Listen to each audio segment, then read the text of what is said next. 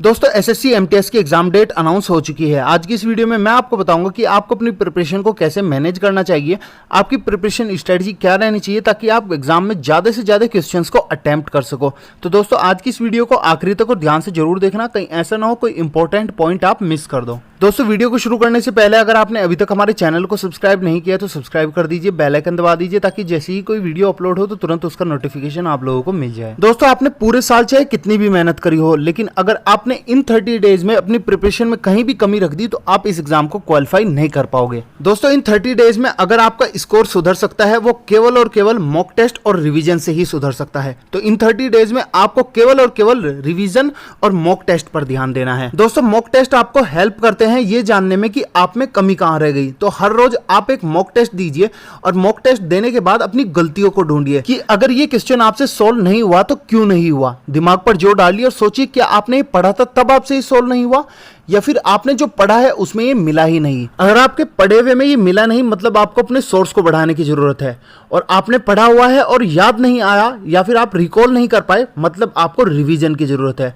और यदि सब कुछ अच्छे से कर पा रहे हो इसका मतलब सब कुछ सही है। तो खुद को रिफाइन करने में बहुत हेल्प करते हैं आपके ये मॉक टेस्ट। दोस्तों अगर आप किसी स्टेट पीएससी या फिर यूपीएससी का पेपर दे रहे हो तो आपको वहां पर मॉक टेस्ट की इतनी वैल्यू नहीं होती है। उसमें केवल और केवल आपकी नॉलेज मायने रखती है। आपके पास सफिशिएंट टाइम होता है, आप उतने टाइम में उतने नंबर ऑफ क्वेश्चंस को इजीली अटेम्प्ट कर सकते हो। लेकिन एसएससी के पेपर में ऐसा नहीं होता। एसएससी के पेपर में आपके पास क्वेश्चन बहुत ज्यादा होता है और टाइम आपके पास लिमिटेड होता है। तो यहाँ पर प्रैक्टिस बहुत ज्यादा इंपॉर्टेंट हो जाती है, क्योंकि यहाँ पर आपको अपनी एक्यूरेसी इंप्रूव करनी है, कम समय में ज्यादा से ज्यादा क्वेश्चंस को अटेम्प्ट करना है।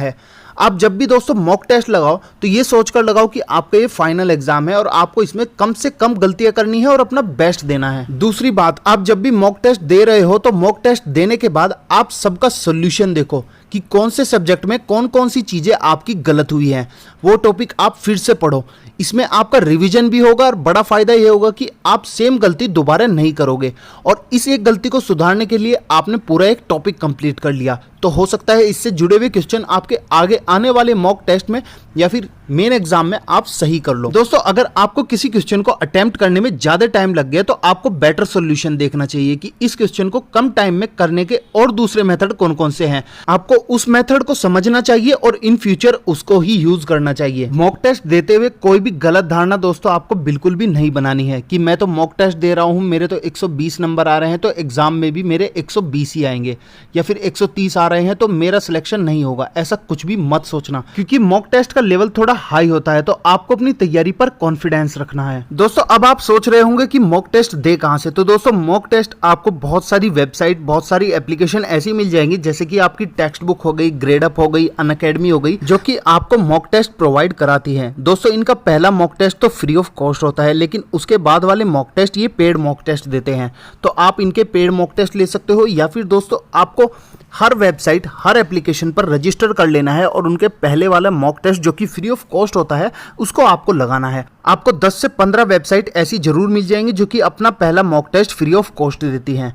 दोस्तों अगर आपको जरूरत महसूस होती है कि नहीं मुझे तो और मॉक टेस्ट लगाने हैं, तो दोस्तों आपको जिसका भी मॉक टेस्ट अच्छा लगता है फ्री ऑफ कॉस्ट देने के बाद, तो आप उसी का पेड मॉक टेस्ट ले सकते हो। दूसरा इंपॉर्टेंट पॉइंट जिस पर आपको ध्यान देना है दोस्तों वो है रिवीजन। आपने बहुत कुछ पढ़ा होगा, आप जब से प्रिपरेशन कर रहे होंगे और आपको डेफिनेटली बहुत कुछ याद भी होगा, बट अगर आप उसको सिस्टमेटिकली टाइमली रिवाइज नहीं करोगे तो वो स्कैटर्ड इंफॉर्मेशन आपको एक्यूरेटली रिकॉल करने में थोड़ी प्रॉब्लम आएगी। तो रिवीजन आपको जरूर करना है, कुछ भी नया और कॉम्प्लिकेटेड इस टाइम पर नहीं पढ़ना है। दोस्तों मैंने एसएससी एमटीएस के ऊपर पूरी एक प्लेलिस्ट बना रखी है। इस प्लेलिस्ट का लिंक मैं आपको वीडियो के डिस्क्रिप्शन बॉक्स में दे दूंगा, आप ये प्लेलिस्ट वहां पर जाकर देख सकते हो। आई होप आज की वीडियो आपके लिए बहुत ज्यादा हेल्पफुल रही होगी। दोस्तों मेरे द्वारा दिए गए सजेशंस अगर आपको अच्छे लगे हैं, अगर ये सच में आपके लिए हेल्पफुल साबित हुए हैं, तो प्लीज मेरे चैनल को सब्सक्राइब कीजिए, इस वीडियो को लाइक कीजिए और इस वीडियो को अपने दोस्तों के साथ शेयर कीजिए ताकि उनके भी थोड़ी हेल्प हो सके।